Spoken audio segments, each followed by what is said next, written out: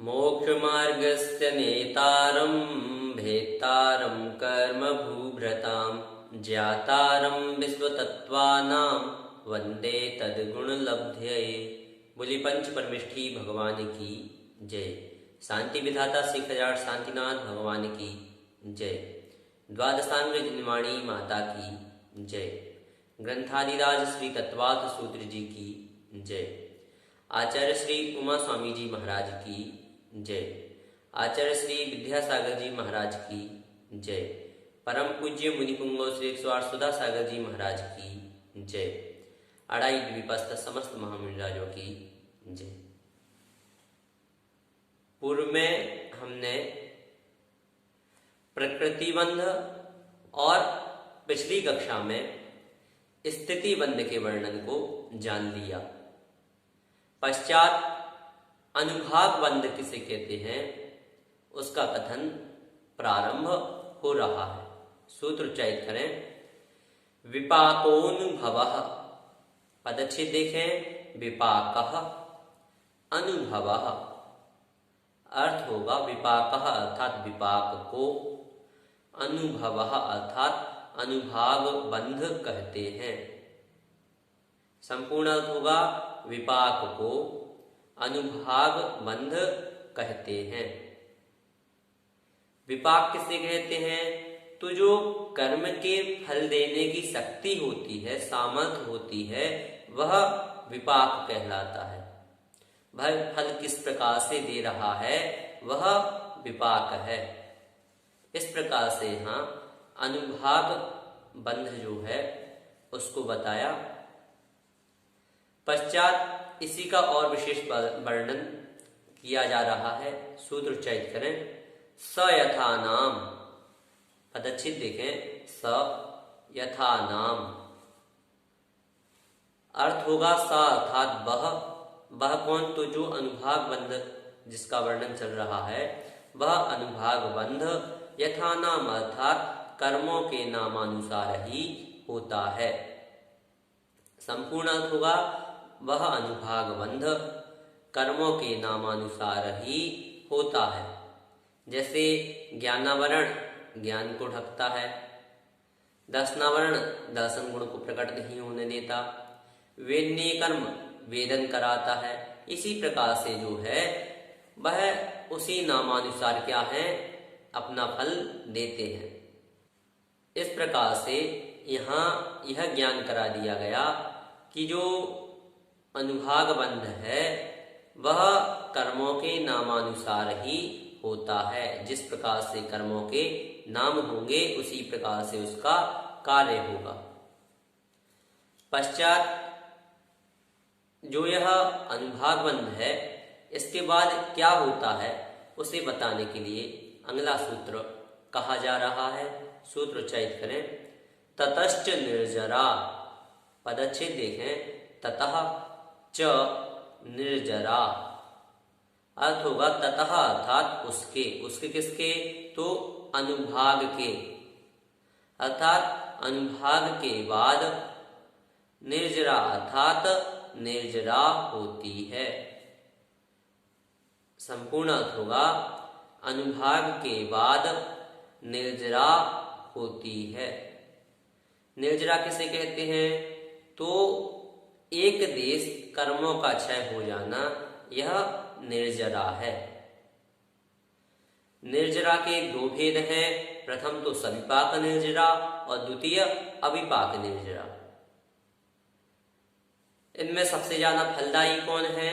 तो जो द्वितीय है अविपाक निर्जरा यह सबसे अधिक फलदायी है। क्यों? क्योंकि सविपाक निर्जरा जो है वह तो सभी जीवों की होती है, अर्थात संसार में जितने भी जीव हैं उन सभी जीवों के सविपाक निर्जरा होती है। सविपाक निर्जरा की परिभाषा होगी कर्मों के समय आने पर उन कर्मों का फल लेने के बाद झड़ जाना, वह सविपाक निर्जरा है।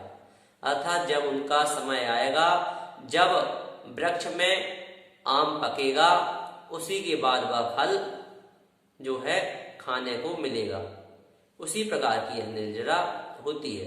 द्वितीय जो निर्जरा है वह है अविपाक निर्जरा।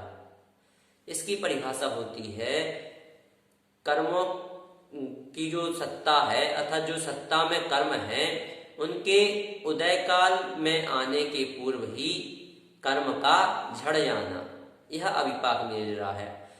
जैसे आम के वृक्ष में जो आम लगा हुआ है वह अभी कच्चा है, परंतु उसे तोड़कर कहाँ किसी ऐसे स्थान पर रख दिया जहां उसे पकाया जा सकता है, चारे आदि में रख दिया, जिस कारण से वह पक जाए, तो समय से पूर्व ही उसे पका लिया गया। यह क्या है? यह अविपाक निर्जरा है। और अविपाक निर्जरा जो है वह सबसे ज्यादा इसी कारण से फलदायी है क्योंकि अविपाक निर्जरा जो है वह मोक्ष में कारणभूत है और सविपाक निर्जरा वह संसार में ही कारणभूत है।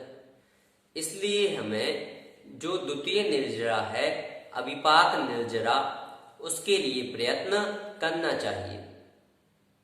यहाँ तक 3 बंध का वर्णन हुआ, प्रकृति, स्थिति और अनुभाग। पश्चात जो शेष प्रदेश बंध है उसका वर्णन किया जा रहा है। सूत्र उच्चारित करें।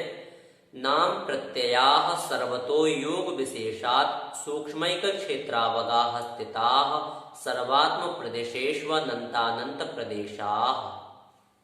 पदच्छेद देखें। नाम प्रत्ययाः सर्वतः योग विशेषात् सूक्ष्म एक क्षेत्र अवगाः स्थिताः सर्व आत्म प्रदेशेषु अनंतानंत प्रदेशाः। अर्थ होगा नाम प्रत्ययाः अर्थात ज्ञान वर्णादि कर्म प्रकृतियों के कारण, सर्वतः अर्थात सब ओर से अथवा देव नरकादि समस्त भवों से, योग विशेषात अर्थात मन वचन काय रूप योग विशेष से, सूक्ष्मैक बगाः स्थिताः अर्थात सूक्ष्म तथा एक क्षेत्रावगाह रूप से स्थित, सर्वात्म प्रदेशेषु अर्थात आत्मा के संपूर्ण प्रदेशों में, अनंतानंत प्रदेशाः अर्थात जो कर्म रूप पुद्गल के अनंतानंत प्रदेश हैं उनको प्रदेश बंध कहते हैं। संपूर्ण होगा ज्ञानावरणादि कर्म प्रकृतियों के कारण सब ओर से अथवा देव नारकादि समस्त भवों से, मन वचन काय रूप योग विशेष से, सूक्ष्म तथा एक क्षेत्रावगाह रूप से स्थित आत्मा के संपूर्ण प्रदेशों में जो कर्म रूप पुद्गल के अनंतानंत प्रदेश हैं उनको प्रदेश बंध कहते हैं। साधारणतः ये समझना है कि आत्मा में जो कर्म रूप पुद्गल परमाणु विद्यमान हैं वही प्रदेश हैं, अथवा जो बंधे हुए पुद्गल परमाणु हैं जो अभी सत्ता में हैं वह प्रदेश बंध कहलाते हैं। वह उपसम हो अथवा सत्ता में हो, दोनों रूप जो हैं वह प्रदेश बंध है।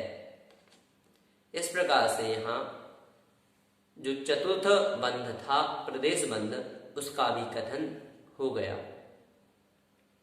पश्चात पुण्य और पाप प्रकृतियों का वर्णन किया जा रहा है, जिसमें पूर्व में पुण्य प्रकृतियां कितनी हैं उनका वर्णन किया जा रहा है। सूत्र उच्चारित करें।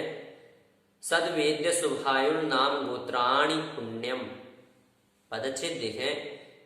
सत वेद्य शुभ आयु नाम गोत्राणि पुण्यम। अर्थ देखें। सत वेद्य अर्थात साता वेदनीय, शुभ आयु अर्थात शुभायु, शुभ नाम अर्थात शुभ नाम, शुभ गोत्राणि अर्थात शुभ गोत्र, यह पुण्यम अर्थात पुण्य प्रकृतियां हैं। संपूर्ण अर्थ होगा साता वेदनीय, शुभायु, शुभ नाम और शुभ गोत्र, यह पुण्य प्रकृतियां हैं। इनमें से जो सातावेदनीय है उसकी एक प्रकृति। पश्चात जो शुभ आयु है उसकी तीन प्रकृति। तीन प्रकृति कौन है? तो नरक को छोड़कर जो शेष तीन आयु हैं अर्थात त्रयंच, मनुष्य और देव, यह तीनों शुभ आयु हैं। इस प्रकार से यहाँ चार हो गए, एक सातावेदनीय की तथा तीन जो है शुभ आयु की। इस प्रकार से चार। पश्चात शुभ नाम की 37 प्रकृतियां शुभ हैं। 37 + 4 41 और एक शुभ गोत्र की उच्च गोत्र जो है वह शुभ प्रकृति है। तो इस प्रकार से कुल 42 प्रकृतियां शुभ होती हैं। पश्चात अशुभ प्रकृतियों का वर्णन किया जा रहा है। अशुभ प्रकृतियां कितनी हैं? सूत्र उच्चारित करें। अतोन्यत पापम, पदच्छेद देखें, अतः अन्यत पापम। अर्थ होगा अतः अर्थात अतः, इनसे अन्यत अर्थात अन्य, असातावेदनीय, अशुभायु, अशुभ नाम और अशुभ गोत्र, यह पाप प्रकृतियां हैं। संपूर्ण अर्थ होगा इनसे अन्य, असातावेदनीय, अशुभ आयु, अशुभ नाम और अशुभ गोत्र, यह पापम अर्थात पाप प्रकृतियां हैं। अर्थात जो शेष प्रकृतियां हैं उन सभी शेष प्रकृतियों का यहाँ संभाव हो जाएगा। आज हमने 6 सूत्रों को पढ़ा। विपाकोऽनुभवः स यथा नाम ततश्च निर्जरा नाम प्रत्ययाः सर्वतो योग विशेषात् सूक्ष्मैक क्षेत्रावगाः स्थिताः सर्वात्म प्रदेशेष्वनन्तानन्त प्रदेशाः सद्वेद्य शुभायुर्नाम गोत्राणि पुण्यम अतोन्यत पापम। इस प्रकार से इन 6 सूत्रों के माध्यम से प्रथम 3 सूत्रों में अनुभाग बंध तथा पश्चात एक सूत्र में प्रदेश बंध तथा बाद के 2 सूत्रों में क्रमशः पुण्य प्रकृतियां और पाप प्रकृतियों का वर्णन जाना। इस प्रकार से हमारा आज यह 8वां जो अध्याय है वह समाप्त हो रहा है। आपकी यदि इस संदर्भ में कोई जिज्ञासा है तो आप हमें भेज सकते हैं। आप हमें YouTube चैनल पर कमेंट के माध्यम से बता सकते हैं अथवा हमारे WhatsApp नंबर पर भी आप हमें अपनी जिज्ञासाएं भेज सकते हैं। जय जिनेंद्र।